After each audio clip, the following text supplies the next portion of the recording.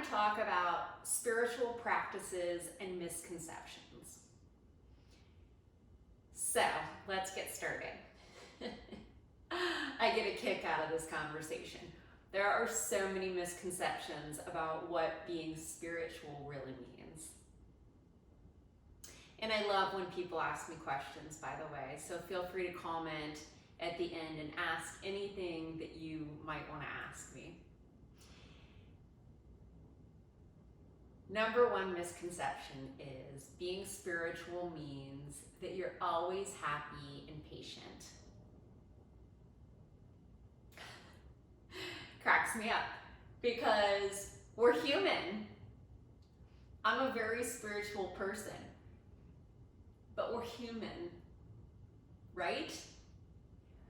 I used to own a yoga studio in Cincinnati, Ohio, and I'm a very punctual person. My parents taught me that being on time is respect, to respect other people's time.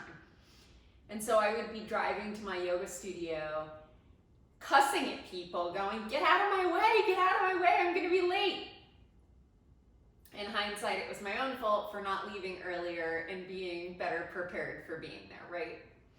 So all these people were lessons, teachers to me to be more conscious of my time. And I laughed. I'm like, Libby, what are you so upset about? You're going to teach yoga. Your anxiety should not be up here. You should not be this upset. And so I've evolved, I've learned.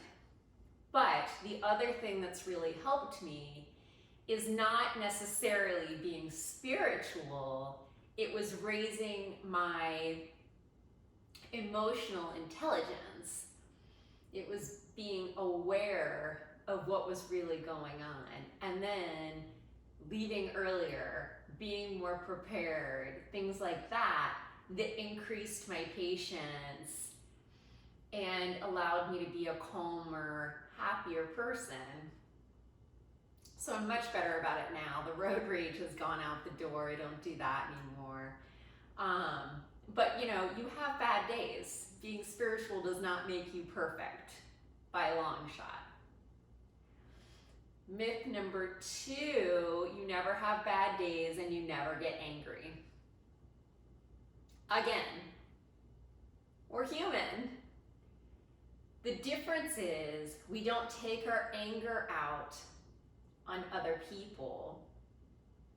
We process it much faster. We still experience negative emotions, but we do it in much more productive ways. So for me personally, I can't speak for anyone but myself, but for me, if I'm in a bad mood, whether I'm angry or frustrated or sad, I like to clean, because when I clean, I can see results. Seeing results makes me feel productive. Feeling productive boosts my mood and my energy. So that's what works for me. The other thing I like to do is meditate. Stilling my mind, quieting my mind, getting on my yoga mat, practicing yoga. Those are all different things that boost my mood and make me feel better. So it's just different. Number 3, spiritual people don't desire wealth. It's just a different kind of wealth, right? So we might not need $1 million mansion or multi-million-dollar mansion, but wealth might be being around friends and family. It might mean a wealth of opportunity to create the life we desire.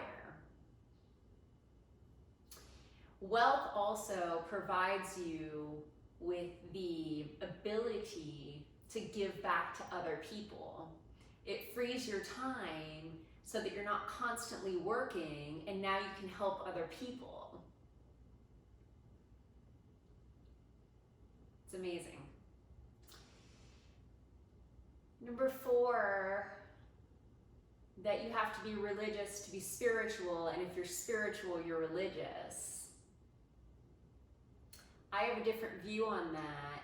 I grew up, Methodist, and I believe that there's a God, but I've adopted many different fundamental principles from many religions: Buddhism, Jainism, Hinduism, even Catholicism, and my original religion, Methodism. So I believe that the ancient principles of spirituality, the 8 limbs of yoga, which I discussed early on in my YouTube series, if you want to go back and watch those, the yamas and the niyamas especially, those ancient philosophies can put into practice in our modern world to help us lead a more balanced life with really good virtues and morals. So that's my firm foundation and belief. I don't follow any one secular belief. I just live a really spiritual based life. And it has served me very well. Number 5 is the myth that you have to practice yoga to be spiritual. I know many very spiritual, great people who do not get on their yoga mat and practice yoga. So you don't have to. I do, but you don't have to. This is really a mental, soulful way of life. Maybe you just walk in nature. Maybe you choose to practice Qigong, martial arts. It's whatever works for you. There's no right or wrong. There's no one way fits all. Spirituality is really a practice of acceptance.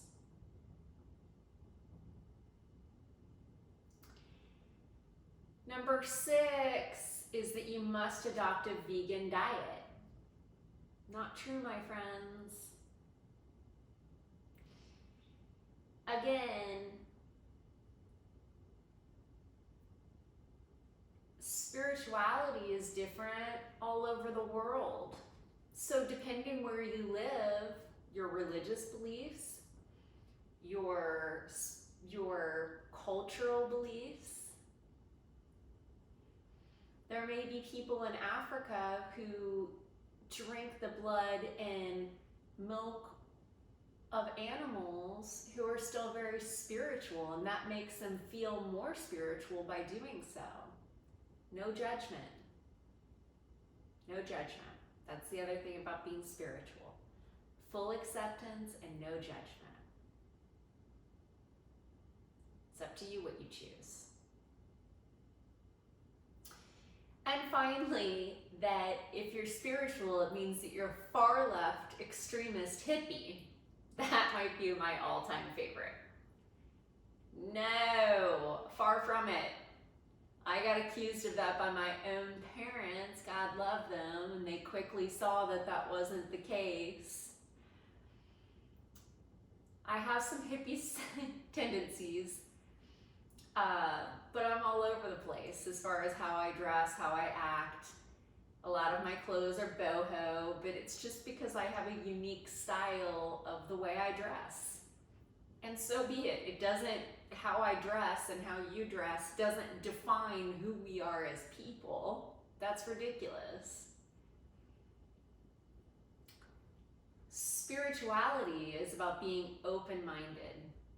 It's about growing in awareness and acceptance, not only of ourselves, but of those around us. It's about practicing kindness, compassion for all living beings. It's about practicing non-judgment. It's about knowing that we're all connected. There's a unity. And I find great peace in that. So I hope you've